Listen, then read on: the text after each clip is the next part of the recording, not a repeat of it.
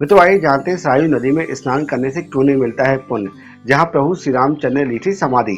भगवान श्री रामचंद्र की जन्मभूमि स्थली अयोध्या के पास से बहने वाली सरयू नदी को एक श्रापित नदी माना जाता है। लेकिन क्या आप जानते हैं कि ये नदी श्रापित क्यों है और किस वजह से इस नदी का जल पूजा पाठ में शामिल नहीं किया जाता है?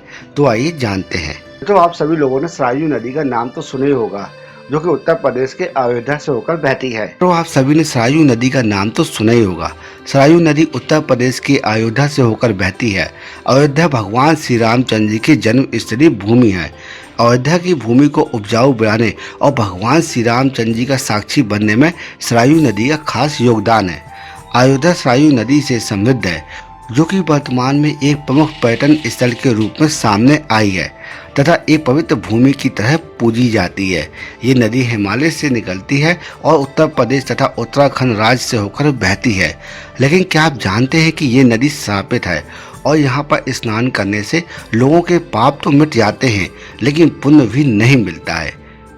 आइए जानते हैं पौराणिक कथा के अनुसार सरयू नदी क्यों है श्रापित। पौराणिक कथा के अनुसार भगवान श्री राम ने सरयू नदी में जल समाधि लेकर अपनी लीला का अंत किया था, जिसकी वजह से भगवान भोलेनाथ सरयू नदी पर अत्यंत क्रोधित हो गए और उन्होंने सरयू नदी को ये श्राप दे दिया कि तुम्हारे जल का प्रयोग मंदिर में चढ़ाने के लिए नहीं किया जाएगा और तुम्हारा जल पूजा पाठ में भी प्रयोग नहीं किया जाएगा।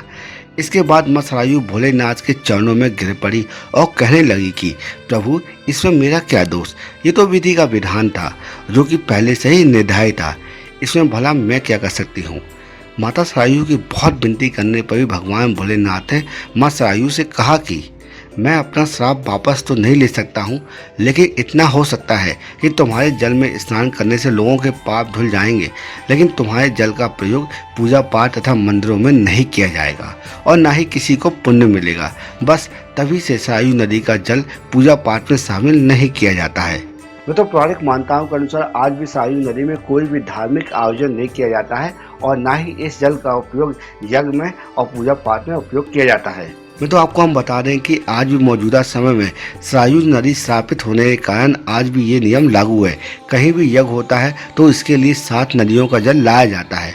जिन 7 नदियों का जल लाया जाता है उनमें सरयू शामिल नहीं है। श्रापित होने के कारण कुंभ, अर्धकुंभ जैसे कोई भी आयोजन भी सरयू नदी के किनारे नहीं किए जाते हैं।